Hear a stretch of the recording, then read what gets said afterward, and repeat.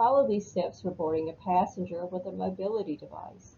Ensure that the vehicle is stopped on level ground with room to deploy the platform. The vehicle should be placed in the park position. Set the parking brake and turn on the four-way flashers. Deploy the lift while standing on the ground next to the vehicle. For side-loading vans, back the passenger onto the platform. Make sure the mobility device brakes are set.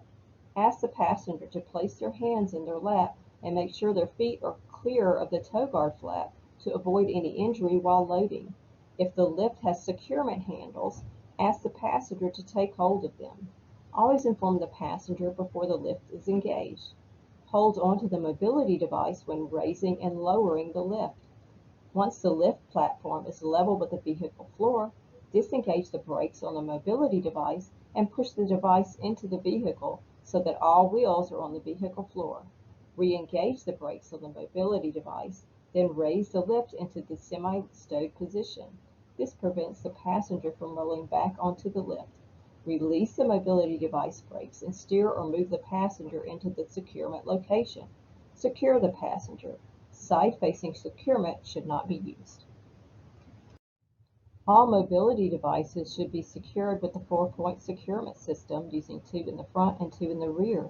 We will practice this during our hands-on portion of the course. The steps during the 4-point securement system are as follows. Center the mobility device between the 4 floor attachments. Set the brakes. Attach front and rear securement straps, 2 in the front and 2 in the rear. Attach the straps as high on the chair as possible, but no higher than the seat. The ideal angle for securement straps is 45 degrees. Rear belt should be parallel with the rear wheels. Front belt should flare out slightly for lateral stability. Do not bend securement straps around a wheel or other object. Do not attach the securement straps to the wheels or any other removable parts of the device.